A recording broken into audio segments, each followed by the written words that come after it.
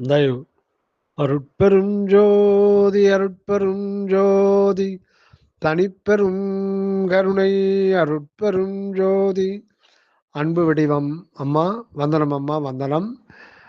அடுத்ததாக இன்னொரு அகவல் அடிகளை பற்றி கேட்டிருந்தீர்கள். அதை இப்பொழுது பார்ப்போம். என் மனக்கண்ணே, என் அருட்கண்ணே, என் இரு கண்ணே, என் கண்ணுன் மணியே. என் மனக்கண்ணே, என் அருட்கண்ணே, என் இரு கண்ணே, என் கண்ணுன் மணியே அப்படின்னு 4 இதை குறிப்பிடுறாருங்க. இப்போ பொதுவாக நம்ம கண் அப்படின்னாலே நம்ம முகத்தில் இருக்கின்ற 2 புண்ணுத்தான் சொல்கிறோம். அதுதான் கண். அது மாமிசத்தினால் ஆனது, அவ்வளவுதான். ஆனால் கண்ணுனாலே முதல்ல வந்து நெற்றிக்கண்ணு தான் குறிக்கும். அதனால தான் அந்த நெற்றிக்கண், 3வது கண், ஞானக்கண் அப்படின்னு சொல்கிறாங்க. அந்த தமிழில் வந்து முதன்மை பொருள் இந்த கண்ணுக்கு எதுன்னா அதான் அற்புதம் வந்து தன்னை காட்டுவது. வெளியில முகத்தில் இருக்கிற கண் வந்து அனைத்தையும் முன்னிலைப்படுத்தி காட்டுவது. அதனால அது காட்டுகின்ற காட்சி அனைத்துமே உண்மை அல்ல, பொய். அதுதான் வந்து வள்ளல் பெருமான் சொல்லும்போது தொல்காப்பியம் போன்ற பல நூல்களில் வந்து நிறைய குற்றங்கள் சொல்லப்பட்டிருக்கிறது. உதாரணத்துக்கு சரவணதாசாமி என்ன சொல்வார்னா, தன்மை முன்னிலை படற்கை அப்படின்னு தமிழ இலக்கணம் கொடுத்துருக்காங்க. ஆனால் அது உண்மை கிடையாது. தன்மை மட்டும்தான் உண்மை. முன்னிலையும் படற்கையும் அந்த யாவும் தானாய் நிற்றல், அந்த நிலை தான் உண்மையான நிலை. கடவுளுடைய அனுபவத்தில் தான் மட்டுமே இருக்கார். அவருக்கு காட்சி என்பது கிடையாது. மனிதனுக்கு இருக்கிற போல கடவுளுக்கு வந்து இந்திரிய காட்சி, வேறாக பார்த்தல் என்பது கிடையாது. அவர்தான் உண்மையான ஒரு கண். அது தன்னையே அது எங்கும் அனுபவத்தில் காணும், அனுபவத்தில் காணும். ஆக வந்து முகத்தில் இருக்கிற கண்கள் வந்து அனைத்தையும் முன்னிலைப்படுத்தி தான் காட்டுவிக்கும், காட்சியாக தான் காட்டுவிக்கும். அகத்தில் இருக்க கண்ணு வந்து அது காட்சிப்படுத்தாது, அனைத்துக்கும் சாட்சியாக இருக்கும். ஆக அதுதான் உண்மையான கண், மெய்ஞான கண் அப்படின்னு சொல்றது. சரி, இங்க வந்து ஜீவனுக்கு இருக்கிற நிலையும் வள்ளல் பெருமான் விளக்குகின்றார். இப்போ முகத்தில் வந்து 2 கண் எடுத்துப்போம். முதல்ல கீழே இருந்து மேலே போவோம். என் இரு கண்ணே, என் கண்ணுன் மணியே அப்படின்னு சொல்றாரு. இதுல விஞ்ஞான ரீதியா என்ன இதுல பொருள் செறிந்திருக்கு அப்படின்றதையும் பார்ப்போம். ஸ்பிரிச்சுவல் சயின்ஸாவே பார்ப்போம். இப்போ எல்லா உயிரினங்களுக்குமே பொதுவா 2 கண். சில பூச்சிகளுக்கு வந்து கூட்டு கண்கள் அப்படின்னு சொல்றாங்க. நிறைய கண்கள் இருக்கு. பொதுவா பறவைகளுக்கு, விலங்கினங்களுக்கு, மனிதர்களுக்கு எல்லாருக்குமே வந்து பாம்புக்கு இதெல்லாம் வந்து 2 கண் அந்த மாதிரி தான் இருக்கு. சரி, ஏன் கடவுள் வந்து 2 கண்ணை படைச்சிருக்காரு, 2 காதை படைச்சிருக்காரு, வாய் மட்டும் 1 இருக்கு? அப்போ முக்கியமா வந்து 2 கண் ஏன் படைச்சிருக்காருன்னா, இதுல விஞ்ஞான ரீதியா நம்ம பார்க்கும்போது, ஒரு கண் படைச்சிருந்தா கிளாரிட்டி சரியா வராது. ஒரு பிம்பத்த எதிர்ல பார்க்குற பிம்பத்த மிக மிக ஒரு தெளிவா பார்க்க முடியாது. இன்னொன்னு அது வந்து அந்த ம் குறிப்பிட்ட அளவு டைமென்ஷன் அது கவர் ஆகும். நெறைய கவர் ஆகாது. இப்ப 2 கண் வழியா நம்ம பார்த்தாலும், நமக்கு காட்சியாகின்ற பிம்பம், காட்சிப்படுத்தப்படுகின்ற பிம்பம் ஒன்றாகத்தான் இருக்கிறது. இது ஒரு அதிசயம், அற்புதம், வியப்பு. கண்ணு 2 தனித்தனியா இருக்கு. நம்ம அத பார்க்கும்போது, அ கண் வந்து ஒரு கோள வடிவில இருக்கும். கோள வடிவில இருக்கிறதுனால தான், அம் கொஞ்சம் வெளியில அகண்டமா இருக்கிறது. இதில வந்து குவியும்போது நமக்கு நெறைய ஸ்பேஸ் வந்து கவர் ஆகுது. இப்ப இடது கண்ல நம்ம பார்க்குறோம், வலது கண்ல பார்க்குறோம். ஒரே நேரத்தில பார்க்குறோம்னு வைங்களேன். இதில வந்து இடது கண்ல ஓரமா இருக்கிற 25% அந்த பெண்டா இருக்கிறது, இடது கண் சைட்ல இருக்கிற பிம்பத்த நமக்கு காட்டுது. அதே மாரி வலது கண்ல ஒரு 25% வந்து இங்க காட்டாதத அது காட்டுது. இந்த சைடு இருக்கிற இந்த ஓரமா இருக்கிறது வரையில மேக்ஸிமம் அது காட்டுது. ஆனா 2த்துலயுமே 50% 50% நேரா இருக்கிறத 2மே வந்து கேட்ச் பண்ணுது. ஆனா நம்ம வந்து மூளையில வந்து எப்படி நம்ம பார்க்குறோம்னா, ஒரே காட்சியா தான் பார்க்குறோம். அதுக்கு விஞ்ஞானத்தில பல பிலாசபிலாம் சொல்லுவாங்க. அதுக்கான ஒரு இதெல்லாம் சொல்லுவாங்க. இது எல்லாமே திருவருள் செயல் தான். உணர்வுல தான் நம்ம பார்க்குறோம். அனைத்தும் ஒரு உணர்வாகத்தான் நம்ம பார்க்குறோமே தவிர, அது வந்து ஒளி காட்சியா நம்ம பார்க்கல. ஏன்னா, அந்த கண்ணுக்குள்ள பல வேலைப்பாடுகள் நடக்குது. அம் பப்பிள், அப்புறம் வந்து லென்ஸு, அ அப்புறம் ரெட்டினா, ஆப்டிக் நர்வ்ஸு இது ஒண்ணொண்ணும் அது அது பங்குக்கு ஒரு ஒரு வேலைய செஞ்சு, கடைசில வந்து ஒரு எலக்ட்ரிக்கல் சிக்னலா வந்து நியூரான் அப்படின்ற ஒயர் வழியா அனுப்புது. இது மூளையில நாம அத உணர்றோம். அதாவது அது நெறைய படிப்பு இருக்கு. அது எப்படி எப்படியெல்லாம் பண்ணுதுன்னு சொல்ட்டு. அதெல்லாம் பண்ண பிறகுத்தான் நாம வந்து வந்து அத உணர முடியும். ஏன்னா, அது கடைசில இந்த இதெல்லாம் வந்து ஒரு உணர்வு என்கின்ற ஒரு அனுபவமா தான் நம்ம பார்க்குறோம். இதுதான் ஒரு மிகப்பெரிய ஒரு ரகசியம். நம்ம ஒரு ஒரு மரத்த பார்க்குறோம், வானத்த பார்க்குறோம், கடல பார்க்குறோம். பெரிய கடலு. ஆனா, அது கண்மணியில அது வந்து விழுது அவ்வளவும். அது குவிலென்ஸினுடைய இது. மிகப்பெரிய ஒரு வானத்த பார்க்குறோம். ஒரு ஒரு தனிப்பட்ட ஒரு பாலைவனத்திலயோ, ஒரு மிகப்பெரிய ஒரு வெட்ட வெளில பார்க்கும்போது, அது பிரம்மாண்டமா அந்த அ வான் கவிகை கவிழ்ந்திருக்குது.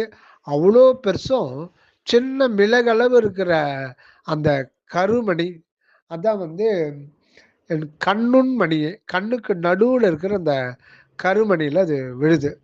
அத நாமோ ஆஸ் இட் இஸ் அப்படியே பார்க்குறோம். ஆனா, அது விழறது ஒரு மிளகளவுல தான் விழுது. ஆனா, நம்ம பார்க்கறது பார்த்தீங்கன்னா, வெளியில எப்படி நமக்கு அவ்ளோ பெருசு தோணுதோ, அப்படியே பார்க்குறோம். இது வந்து அது சாத்தியமே கிடையாது. அதனால இது சிக்னலா மாற்றப்பட்டு, அந்த சிக்னல் கூட சிதாகாசத்துக்கு போக முடியாது. அப்புறம் வந்து கடவுள் அருள் தான் நம்ம என்ன பார்த்தோமோ, அதுக்கு ஒத்த ஒரு வேவ்ஸா எலக்ட்ரிக் வேவ்ஸா அது உறுப்புகள். அந்த டூல்ஸ் கண்ணுன்றது அது ஒரு உறுப்பு தான். அது ஒரு மெஷின். அது மாத்தி குடுக்குது. சிக்னலா மாத்தி குடுக்குது. அப்புறம் பெருமூளைக்குல பார்க்குறாங்கன்னு சொல்லி விஞ்ஞானிங்க சொல்றாங்க. ஆனா, அங்க நாம பார்க்க கிடையாது. அதுக்கு விஞ்ஞானம் இன்னும் டெவலப் ஆகல. இன்னும் மேல போக வேண்டியது இருக்கு. அது ஒரு 10 வருஷம் கழிச்சோ, ஒரு 50 வருஷம் கழிச்சோ கூட அந்த உண்மைய சொல்லலாம். முகுல மூளைக்கு மேல ஒரு வெற்றிடத்துல தான் நம்ம பார்க்குறோன்றாரு சரவண சாமி. எல்லாமே இந்திரிய ஆகாசத்துல பார்க்குறோம். இந்திரிய ஆகாசம். அது புலன் வேறு, பொறி வேறு. இப்போ பொறின்றது கண், கோளம். அது ஒரு உறுப்பு, மாமிசத்தால் ஆனது. அது ஒரு பொறி. பொறின்னா இன்ஜின். புலன் என்பது பொறிக்கு அப்பாற்பட்டது. அது அதிசூக்குமமானது. அந்த புலன் வந்து ஆன்மா என்கின்ற சிதாகாசத்துக்கு வெளிப்புறத்துல பொருந்தியுள்ளது ஒரு இந்திரிய ஆகாசம். ஆன்ம சிதாகாசத்தினுடைய இந்திரியாகாசம். அங்க தான் வந்து அது வந்து உணருது. ஒரு உணர்வு என்கின்ற ஒரு எக்ஸ்பீரியன்ஸா தான் நம்ம உணருது. நம்ம மாடு பார்க்குறோம். எதுன விதவிதமான பொருள்களா பார்த்தாலும், அங்க ஆண்டவர் வந்து அந்த காட்சிக்கு ஒத்த ஒரு தன்மையை அது வந்து கடவுளுடைய தனிப்பெரும் தன்மை தான் வந்து ஒரு சிறு சிறு சிறு ஒரு அற்பக்கூறு. அதாவது கடவுளுடைய தனிப்பெரும் கருணை என்றது ஒரு எல்லையற்ற பெருங்கடலுக்கு ஒப்பா நம்ம கருதுறோம்னு வச்சுக்கங்க. அதுல ஒரு சிறு டிராப். அந்த சிறு டிராப்ல கோடியில ஒரு பங்கு கருணை தான் நமக்கு வந்து அந்த காட்சிய உணர்வு என்கின்ற ஒரு எக்ஸ்பீரியன்ஸா மாற்றி கொடுக்குது. அது ஒரு கடவுளுடைய கருணை தன்மை தான் அப்படி மாற்றி கொடுக்குது. இவ்வளவும் அந்த கண்ல நடைபெறுது. இப்ப நம்ம அந்த கண்ல பார்க்கும்போது, வலது கண்ணும் சரி, இடது கண்ணும் சரி, நேருக்கு நேரா பார்க்குற அந்த பிம்பம் 2 கண்லயும் விழுது. ஆனா 2ஆ நமக்கு தெரியல. 1ஆ தான் தெரியுது. இதுவும் கடவுளுடைய செயல். அ இந்த மாரி. இதுல வந்து ஒரு குறிப்பிட்ட ஒரு பொருள நாம கூர்ந்து கவனிக்கணும்னா, அ அது கண்மணி தான் வந்து நம்முடைய மனோசக்தி அந்த கண்மணியில செலுத்தும்போது, அது ஒரு குறிப்பிட்ட இதில மட்டும் எல்லாமே காட்சியாகும். பட் ஒரு குறிப்பிட்ட பொருள், குறிப்பிட்ட நிறத்த மட்டும் அந்த காட்சிக்கு நடுவுல ஏதோ ஒண்ணு பர்ட்டிகுலரா பார்க்கணும்னா, அது கண்மணி தான் உதவுது. அந்த கண்மணி இல்லன்னா நம்ம எல்லாத்தையும் ஒட்டுமொத்தமா தான் பார்ப்போம். எதுவுமே கிளாரிட்டி இருக்காது. இப்போ நம்ம வந்து ஒரு புத்தகம் இருக்கு. புத்தகத்துல ஒரு பக்கத்த வந்து அப்படியே ஸ்கேன் பண்றோம். அது அப்படியே விழுந்துருது. ஒரு கேமராவுல இது பண்றோம். அதே மாரி தான் கண்ணுன்ற கேமராவுல ஒரு புத்தகத்த விரிச்சு வச்சு, அது ஆஸ் இட் இஸ் அப்படியே அத அப்சார்ப் பண்ணிக்கும். ஆனா, நாம வந்து முழுசும் அதுல வந்து ஒரு 300 வேர்ட் இருக்குன்னு வச்சுக்கங்க. 300 வேர்டையும் நமக்கு தெரியுமே தவிர நம்ம படிக்க முடியாது. ஆனா, ஒவ்வொரு வேர்டா தான் நம்ம அத படிக்க முடியும். அதுக்கு உதவி செய்யறது கண் மணி தான். அதுக்கு அவ்வளதான் கெப்பாசிட்டி. இந்த கெப்பாசிட்டி அதுக்கு அவ்வளதான். ஆனா, மொத்தமே வந்து அது கேப்சர் பண்ணிடும். ஆனா, கண்மணி ஒரு பர்ட்டிகுலர் வேர்டா தான் வேர்ட் பை வேர்டா தான் நம்ம அத போக முடியும். இவ்வளவும் இந்த கண்ணும் மணியா இருக்குது. அப்புறம் இந்த நம்ம வெளியில நம்ம பார்க்கறதெல்லாம் எல்லாமே பொறி என்ஜின் என்கின்ற கண் உறுப்பு மூலம் அது இதன்னு நம்ம பார்த்தோம். அது வந்து புலன்ல வந்து அது வேற விதமா அது பதியுது. அந்த காட்சிக்கு ஒத்த ஒரு கமாண்ட் தான் கடவுளுடைய தன்மையால அது போய் சேருது. அது வந்து எங்க பதியுதுன்னா, இந்த அந்த சூக்கும உடல்ல தான் அது ஒரு வெளிதான். சூக்கும உடல்ன்றது அது ஒரு ஜீவ ஆகாசம் தான் சூக்கும உடலா இருக்கு. அதுல தான் புலன் இருக்கு. ஆனா அது வந்து அ ஆன்மாவினுடைய விரிவு நிலை தான். அந்த இடத்துல பதியுது. அங்க பதியும்போது நம்ம கனவு காணும்போது, இந்த உறுப்பு தேவையே கிடையாது. அது அங்கிருந்து அத அப்படியே எடுத்துக்கிட்டு, ஒரு கலவை அனுபவத்த குடுக்கும். நம்ம முன்ன பார்த்தது. இந்த பதிவுகள்லாம் இருந்து, புதுசா ஒருத்தர் இடத்துக்கு போறோம். இது எல்லாமே ஒரு கலவை அனுபவமா, நம்ம கண் உறுப்பு இல்லாமலே, நம்ம வந்து சூக்கும தேகத்துல கண்ண திறந்து பார்க்குறோம். இதுதான் ஒரு அற்புதம். ஆக இது பார்க்கறது எல்லாமே அறிவு தான். எல்லாமே அறிவு தான். அறிவு அனுபவம் தான் அனைத்துமே. அங்க இந்த ஒரு இத பார்க்குறோம். ஆக இது மனமே அது இடத்துல அது மாரி மாறிடுது. எல்லாமா மாறிடுது. "என் மனக்கண்ணே, என் அருட்கண்ணே."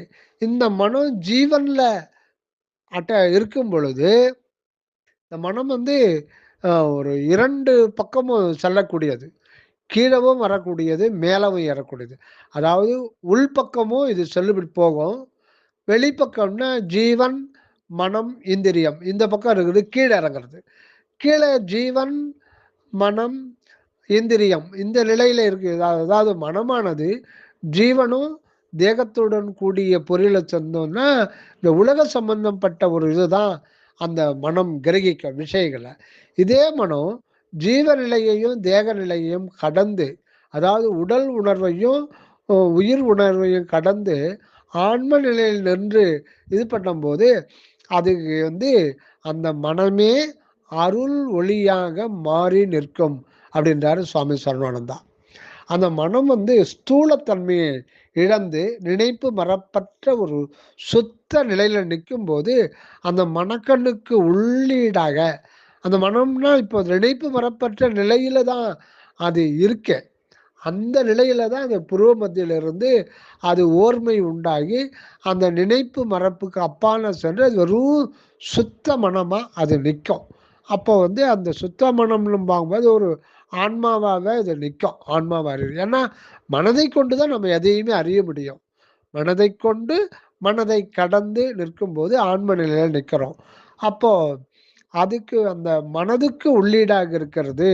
அதாவது மனம்னா அந்த மனமா இருக்காம அது அறிவா மாறிடும். அதனால தான் வள்ளல் பெருமான் வந்து மனதை சிற்றவை அறிவாக்கிருதி செய்ய வேண்டும். மனதை அறிவா மாத்தணும். மனம் வந்து இதயஸ்தானத்துக்கு கீழ இறங்கும்போது அது நினைப்பு மறப்பு என்ற அலைகளாகவே தான் இருக்கும். ஒரு அலை இயக்கமா தான் இருக்கும். அதே மனம் புருவ மத்தியில 8ஆம் பீடத்துல பழகி இருக்கும்போது, அந்த அலைத்தன்மை மாறி, ஒரு நிலையான நினைப்பு மறப்பற்ற ஒரு நிலையில, உள்ளுணர்வு நிலையில இழைக்கும் போது அதுக்கு அப்பால் அதுக்கு உள்ளீடாக இருக்கிற அருள் கண்ணை காட்டி கொடுக்கும். அதுதான் நெற்றிக்கண். அருள் கண்ணுனாலும் நெற்றிக்கண் அப்படின்னாலும் மெய்ஞான கண்ணுனாலும் மூன்றாவது கண்ணுனாலும் எல்லாமே ஒன்று தான். அதுதான் எண்மனக்கண்ணு என் அருட்கண்ணு அப்படின்னு வள்ளல் பெருமான் போற்றார். அடுத்தது இங்க எண்ணிரு கண்ணே என் கண்ணுன் மணியே, அதுக்கு வந்து நாம ஒரு புறப்பொருள் பார்த்தோம். அது உண்மைதான். ஆனா இதுக்கு ஒரு அப்பால வந்து ஒரு உண்மை இருக்குதுங்க. இதுக்கு அப்பால ஒரு உண்மை இருக்கு. என்னன்னு கேட்டோம்னா, இந்த இப்போ காகம் இருக்கு.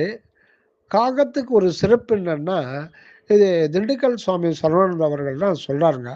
இது ஏற்கனவே சித்தர்கள் சொல்லி இருக்கலாம்.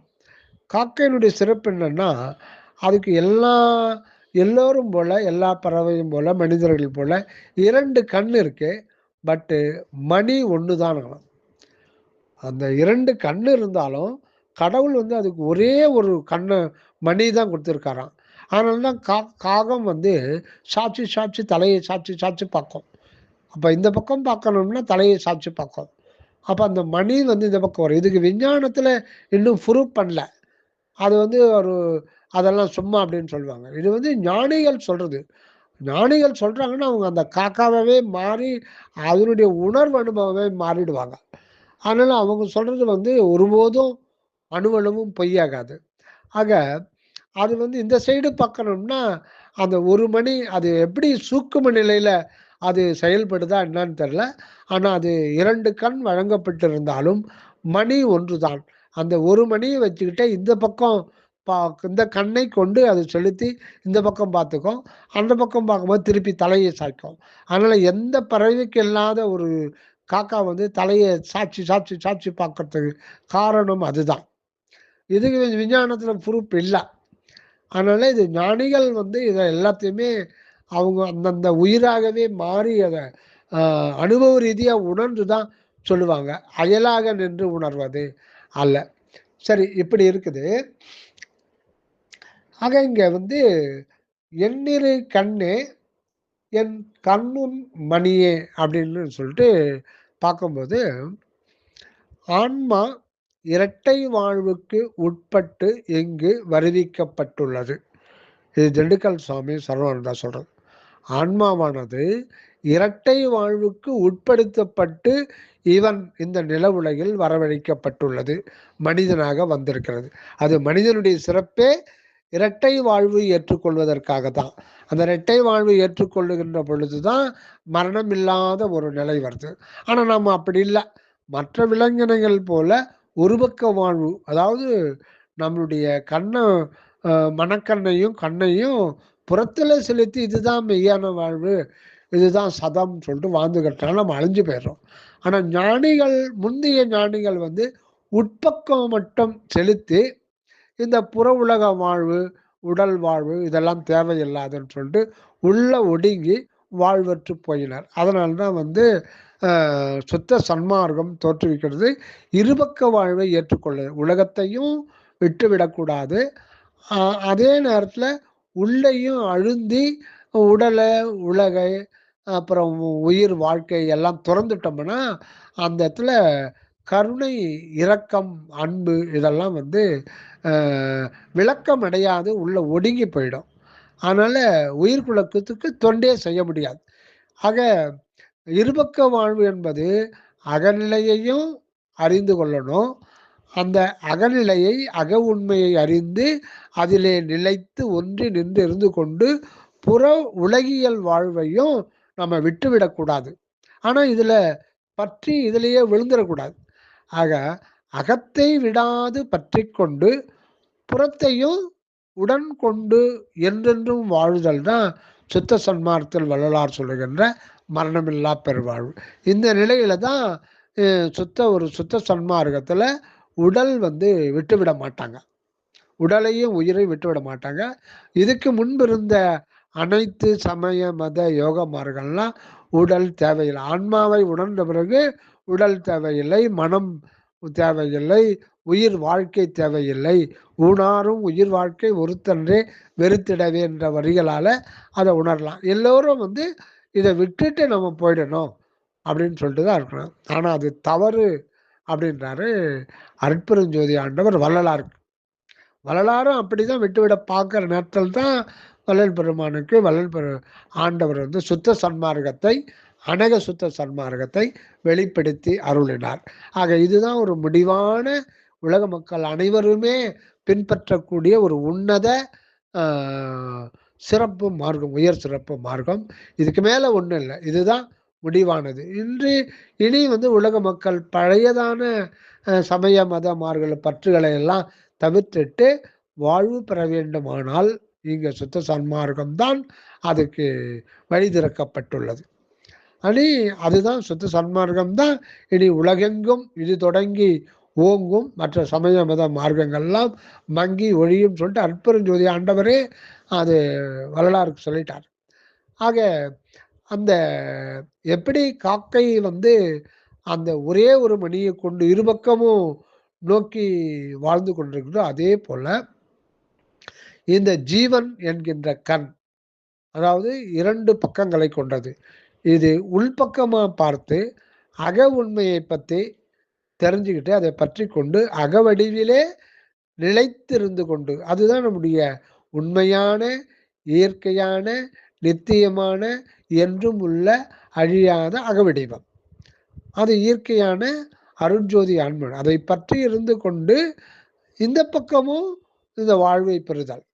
அந்த ஒரு இதுநிலை தான் எண்ணிரு கண்ணே அப்படின்னு சொல்லும் பொழுது அந்த ஜீவன் என்கின்ற கண், கண்ணுனாலே இங்க இடம் அப்படின்ற ஒரு முக்கியமான பொருள் இருக்கு. கண் அப்படின்னா இடம் அப்படின்னு ஒரு பொருள் இருக்கு. அப்புறம் அனுபவம் அப்படின்ற ஒரு பொருள் இருக்கு. ஆன்மா அப்படின்ற பொருள் இருக்கு.